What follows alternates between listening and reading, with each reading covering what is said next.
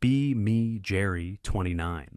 Senior software engineer at a mid-sized tech company. Let's call it Innovatech.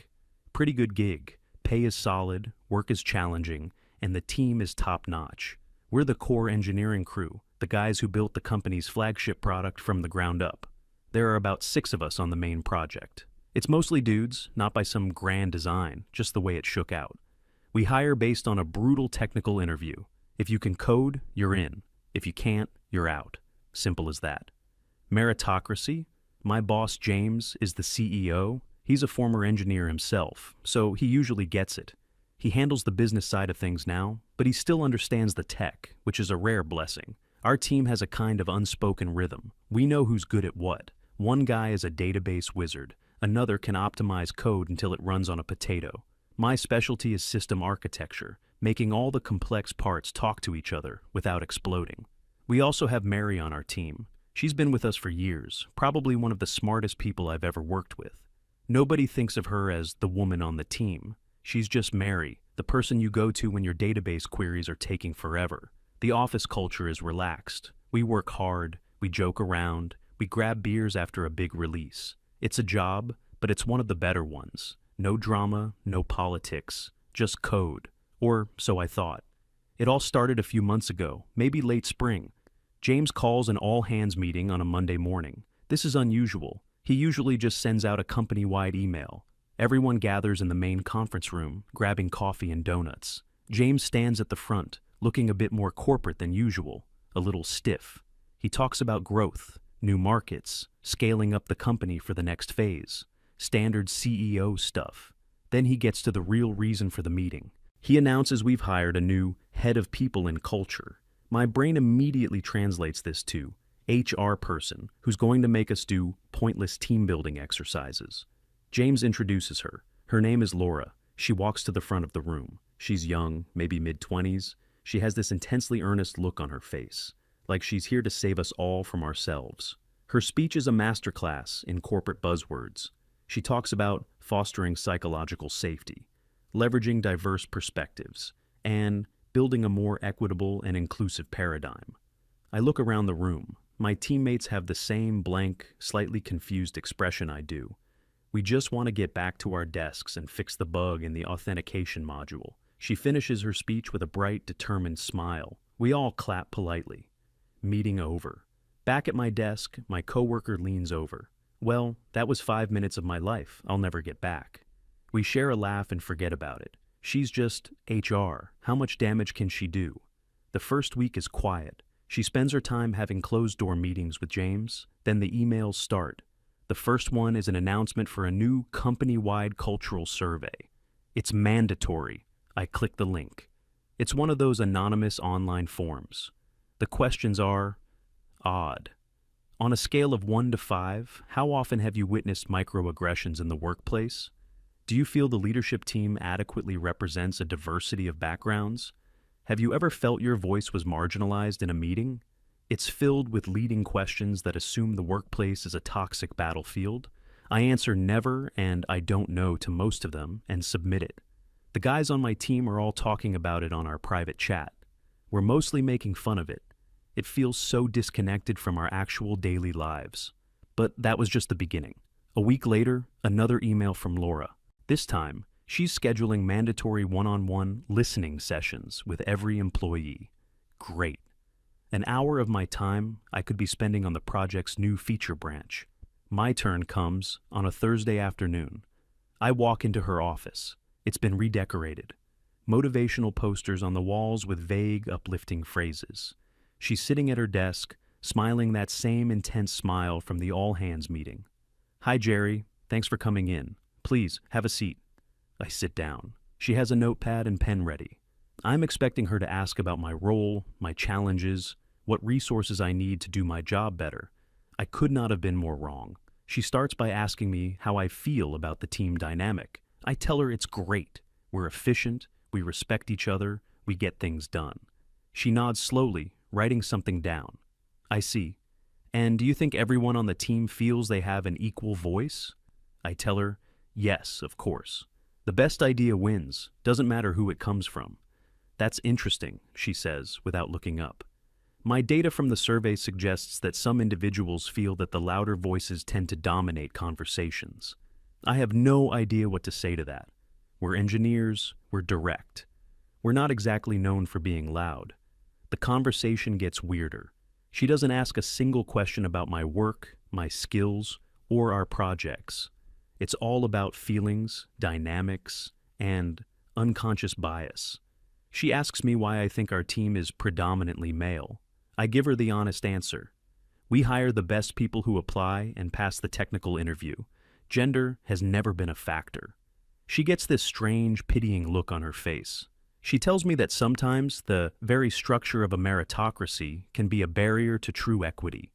She explains that the way we interview might be inherently biased toward a certain type of personality, which just happens to be more common in men.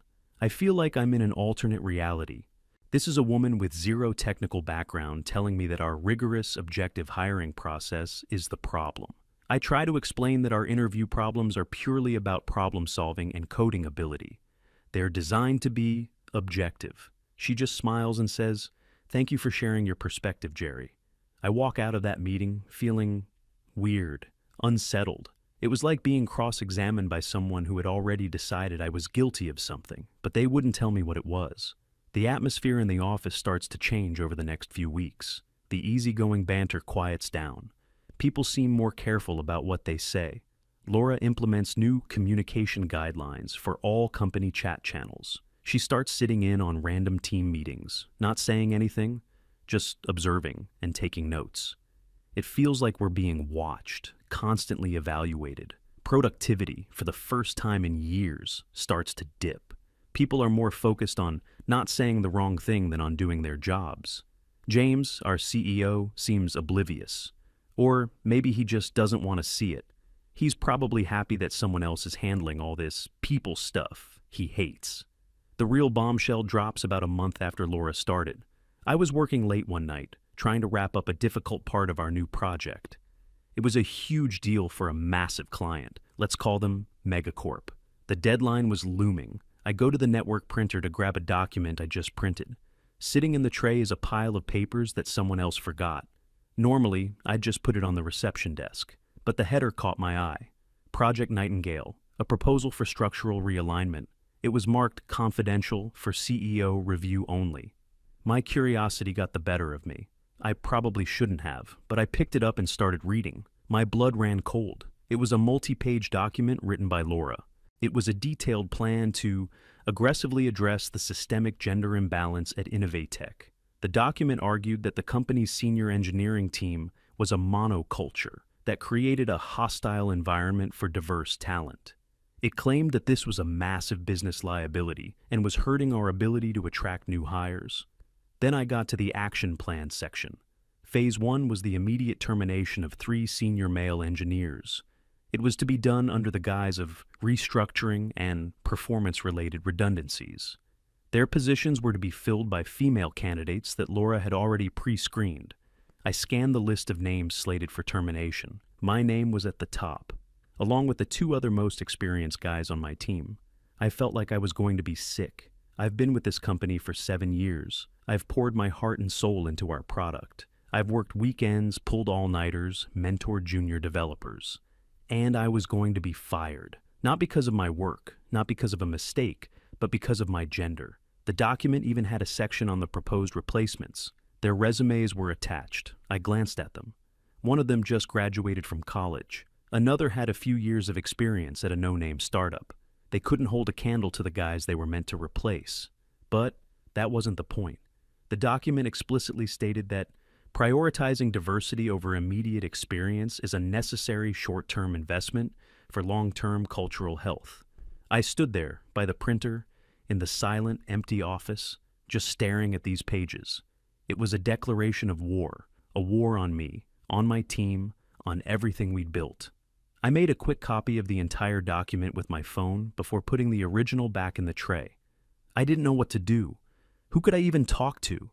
Going to James seemed pointless. He had clearly already seen this. The fact that he was even considering it told me everything I needed to know. I walked back to my desk, my mind racing.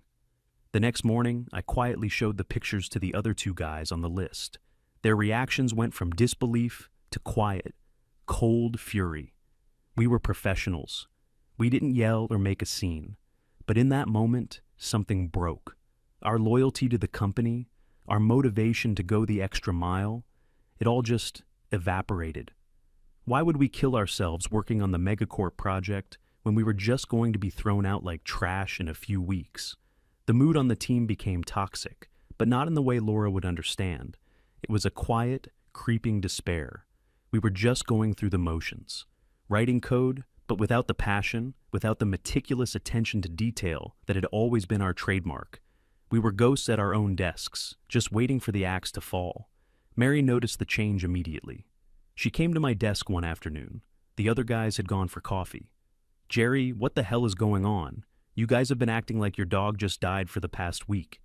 I hesitated. I didn't want to drag her into it, but looking at her, I knew I could trust her. She was one of us.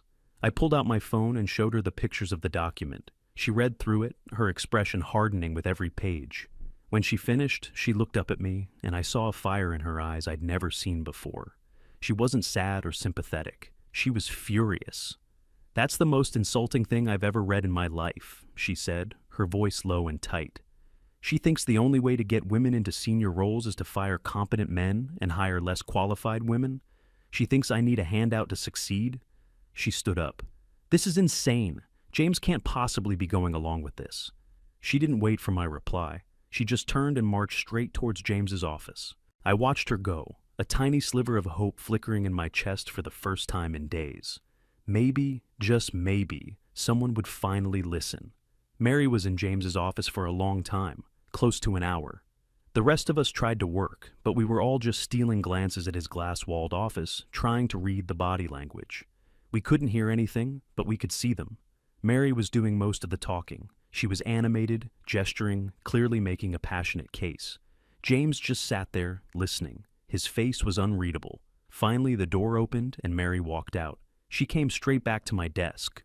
"Well?" I asked, the other two guys leaning in to hear. Her face was grim. "He's scared." She explained that James was terrified of the optics.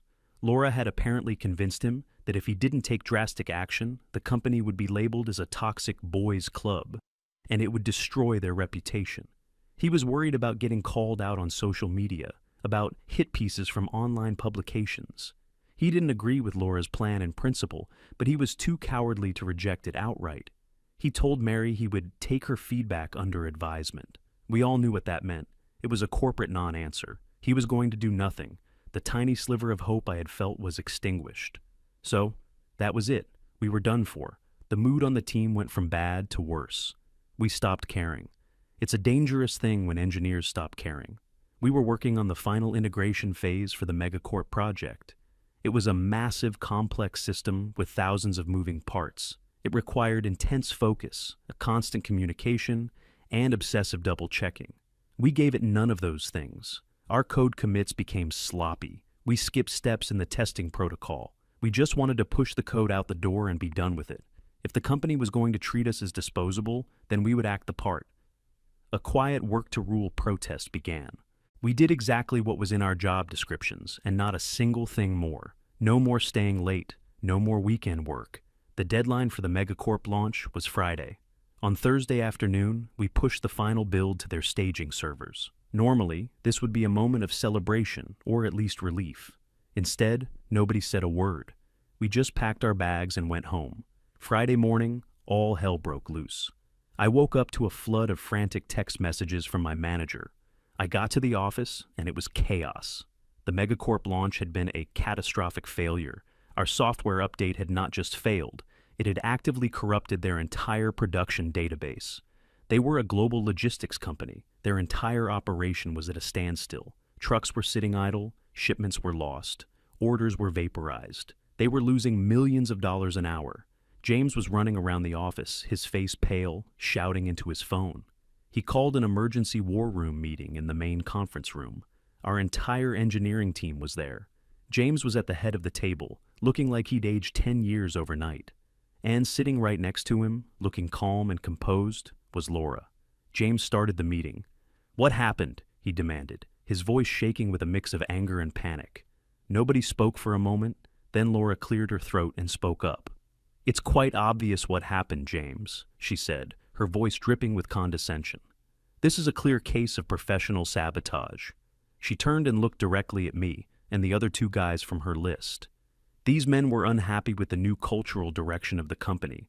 They felt their privilege was being threatened, so they intentionally sabotaged our most important client project to make a point and to undermine my authority. I just stared at her, stunned into silence by the sheer audacity of the lie. She was using the disaster that she created to try and finish us off. She continued, "I recommend their immediate termination for gross misconduct. We need to send a clear message that this kind of behavior will not be tolerated."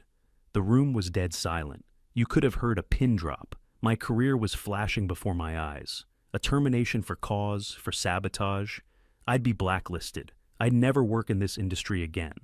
I saw James look at me, his eyes filled with doubt and suspicion. He was buying it. He was actually buying it. And in that moment, something inside me just snapped. The fear, the anxiety, the despair. It was all replaced by a sudden, icy calm. I had nothing left to lose. "You're wrong," I said, my voice steady. Everyone turned to look at me. I stood up and looked at James. "We didn't sabotage anything. We just stopped caring, and it was her fault." I pointed at Laura. "For the last month, this woman has treated us like criminals. She has told us that our success is not earned, but a product of systemic bias. She has created an atmosphere of fear and suspicion where everyone is afraid to speak their mind." I pulled out my phone. And I have the proof. I connected my phone to the conference room projector, and I brought up the pictures I had taken of her Project Nightingale document. I went through it, page by page, reading her own words out loud for the entire room to hear. Her plan to fire us based on our gender, her justification that hiring less qualified candidates was a good investment, her strategy to disguise the firings as performance issues. When I was done, the silence in the room was deafening. Laura's face was white as a sheet. She was staring at the screen, her mouth opening and closing, but no words coming out. James was looking from the screen to Laura to me. You could almost see the gears turning in his head. The fear of a social media scandal on one side, and the cold, hard reality of total business annihilation on the other. The CTO of Megacorp was probably on the phone with his lawyers right at that very moment. The choice was simple: save his reputation or save his company. He finally made a decision. He turned to Laura, and his voice was cold, stripped of all warmth. "Laura, is this your document?" she stammered. It was a proposal, a hypothetical, a thought experiment to stimulate discussion." "Is it your document?" James repeated, his voice dangerously quiet. "Yes," she whispered. James stood up. He looked at her with utter contempt. "You are fired, effective immediately. Pack your things. Security will escort you out of the building." Laura just stared at him, her eyes wide with shock. "You can't do that," she shrieked. "This is retaliation. I'll sue you for wrongful termination. I'll go to the press." "Go ahead," James said, his voice flat. "My lawyers will enjoy showing them this document, and the emails from our biggest client about the tens of millions of dollars your cultural direction just cost us. Now, get out." Security guards appeared at the door. They walked over to Laura and gently but firmly guided her out of the room. She was still shouting about patriarchy and oppression as they led her away. Once she was gone, James slumped back into his chair and put his head in his hands. He stayed like that for a full minute. Then he looked up, and his eyes were on me and my team. "I am so sorry," he said. His voice was hoarse with genuine remorse. "I messed up. I listened to the wrong person. I let fear guide my decisions, and I betrayed the people who built this company. There is no excuse for what I did." He looked at me. "Jerry, what's the damage? Can we fix this?" I looked at my teammates. The anger and despair on their faces had been replaced by something else, a grim determination. Our company had been poisoned, but the poison was gone now. It was time to clean up the mess. "We can fix it," I said, "but it's going to take all weekend, and it's going to cost you." James nodded. "Whatever it takes, name your price." So we told him, a massive company-saving bonus for every person on the engineering team, a formal written apology from him to be sent to the entire company, and a promotion for me to lead architect, with full authority over the technical direction of the product. He agreed to everything without hesitation. And so, we worked. We worked for 48 hours straight, fueled by coffee and a renewed sense of purpose. It was a brutal, grueling weekend. We rebuilt the corrupted database from backups. We hunted down the bugs in our sloppy code. We tested and retested every single line. It was the hardest I've ever worked in my life. But by Monday morning, we had done it. The system was stable. The data was restored. I was the one who got on the call with the Megacorp CTO.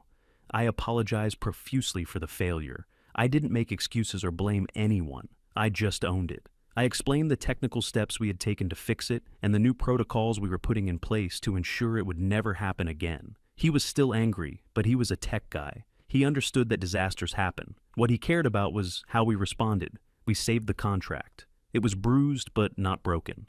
Life at Innovatech is different now. The paranoia is gone. The easygoing atmosphere is slowly returning. James is a changed man. He's more humble, more engaged with the technical teams. He learned a very expensive lesson about prioritizing buzzwords over competence. My team is stronger than ever.